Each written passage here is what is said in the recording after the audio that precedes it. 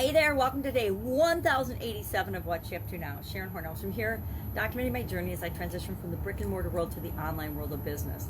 And today I kind of want to talk about assumptions. I was thinking about assumptions based on the idiom that I talked about today for Supersize Your Business, which was a version of, if you want to make an omelet, you got to crack some eggs. You got to break some eggs. You're going to have to break some eggs if you want to make an omelet. So that says to me, if you want a result, you have to do some things to get that result, but some of the things that you do have to be bad or have negative consequences, or they have to be unpleasant or hard. So if I want to build a business, I have to sacrifice. I have to make a lot of changes in my life. I have to work all the time. I have to hustle. I have to do things I normally wouldn't do. I have to give up my friends and family and time with them in order to make that happen. These are all assumptions.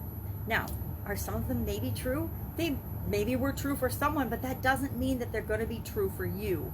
We assume things all the time. And what are our assumptions?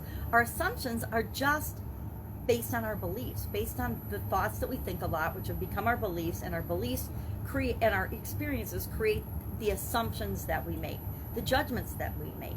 Do we all assume and make judgments? Yes.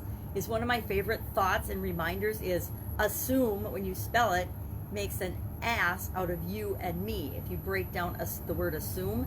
So whenever I write the word assume, whenever I say the word assume or think of assumption, I think of that because it's a reminder to me that if I am judging or making an assumption about something without asking questions and really knowing the facts and the information, not something I've heard on the news or something I've read on social media, heaven forbid, I'm making an assumption. And if I'm making thoughts and decisions based on other people's assumptions, it's just like making decisions based on rumors or false information or something that was pulled out of thin air.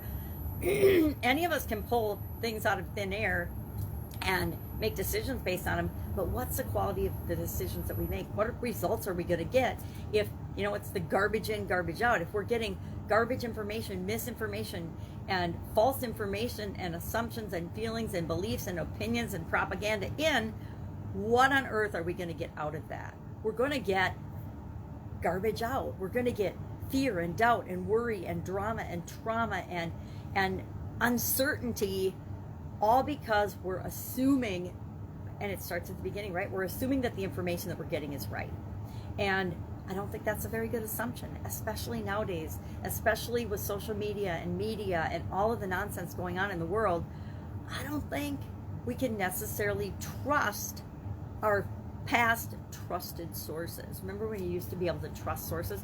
I used to believe that I could Google anything on the planet and I would get the information I need. But I have learned, just with the simple doing an idiom a day, the information I used to be able to get from Google and the information I get now from Google it's not the same. It's definitely been altered and changed. So it's not that I don't trust that information anymore, but I just don't go solely on that as my source for background information, especially with something I'm going to share with other people.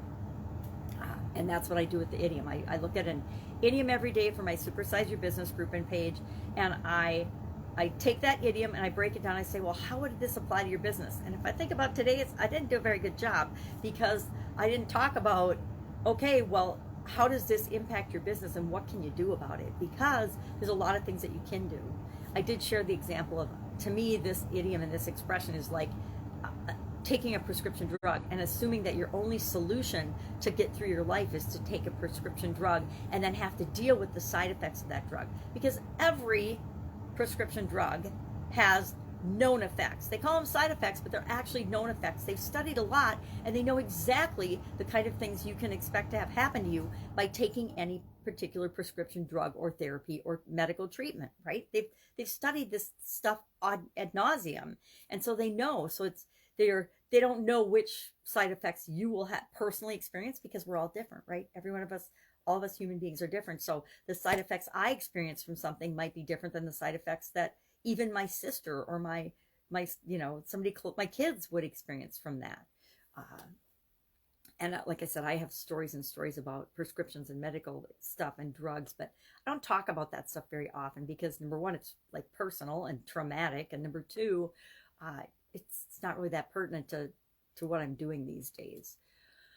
So assumptions, I guess on a scale of 1 to 10, I'm going to do this from now on a pretty regular basis. I'm going to ask myself on a scale of 1 to 10, how much am I assuming versus how much do I actually know? I'll give you an example. People spout off about politics and religion and things like that all the time. Why? Because we have core values and deep-seated beliefs that we've locked onto and latched onto about certain topics, certain areas of our life.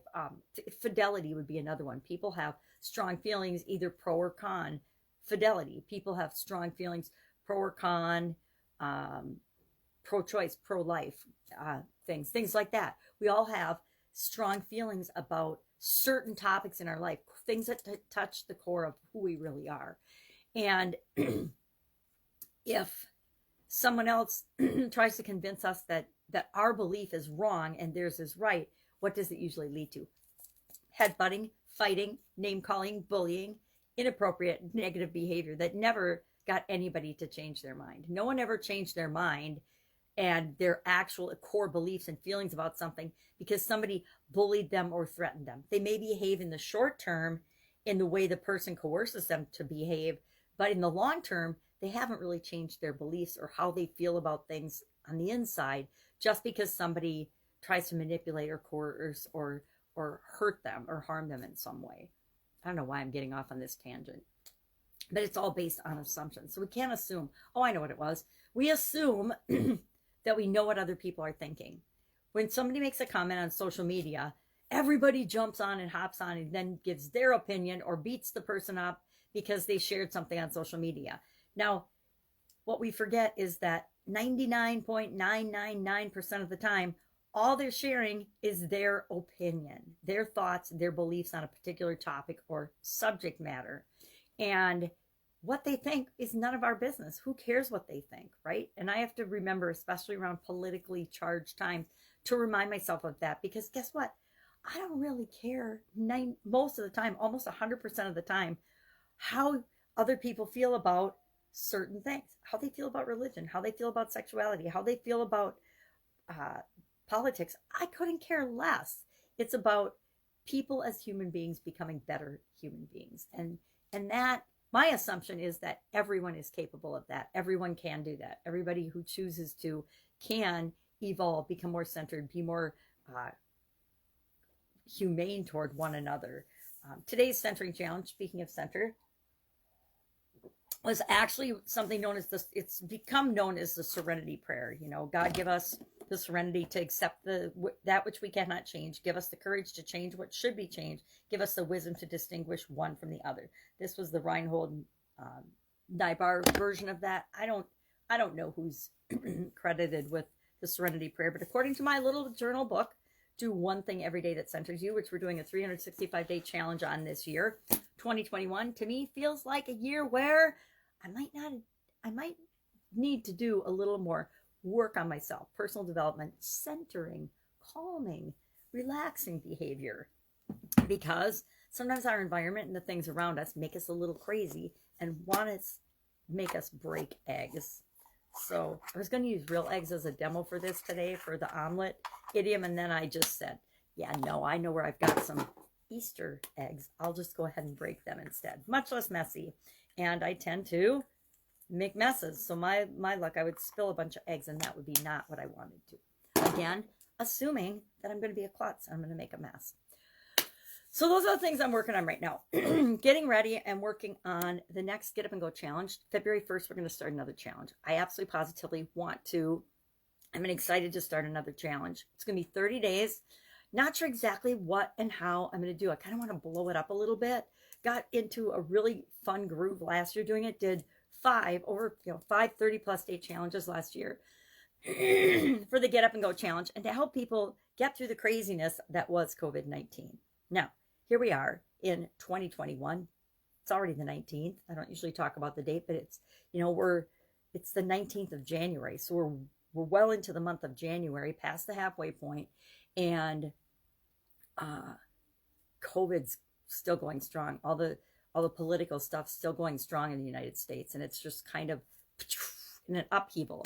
And so in order to not feel like we're out of control, like the serenity prayer says, control the things that you can control. Choose your reaction. We can always choose our reaction. So my reaction to chaos and uncertainty around me is to create structure and calm and centering this year, not usually, but centering around what I can control. And I can control doing a challenge and challenging myself to make progress in the areas of my life that are important to me, in the areas of anybody's life that are important to them. It's not important as much as what's going on around you, as what's going on inside you. And if you're letting the things around you seep in and impact you, which I'm guilty this month, I have definitely been letting negativity and nonsense affect me and affect what I'm thinking about, what I'm feeling, and how I'm performing. And that is not okay. It's not okay to me in my judgment of myself. I don't know if anybody else cares, but I care. And so I want to make sure that I am steeling myself against the outer nonsense and helping other people to do the same. So we'll start that on February 1st. That's it. That's all I've got today. If I can help you in any way, ask in the comments below. If you're interested in the challenge, ask about that in the comments below too. It's free, of course. My challenges are always free. That's my way of sharing and giving back some of the things that I've learned over 60 years of struggle and trials and tribulation. And guess what? Most of it wasn't a struggle, right? When we think about our lives, we're so often called to describe things as all the pain and problems and struggles and challenges we've had. But if we look back, really, although those things are utmost in our mind because we're trained to think about those things and focus on those things and be victims and feel sorry for ourselves and think, ain't it awful? Vast majority of my life and my experiences have been absolutely positively awesome. And so those are the things I choose to focus on and look at and pay attention to. I invite you to do the same. All right, have an amazing day. I'll, of course, be with you tomorrow.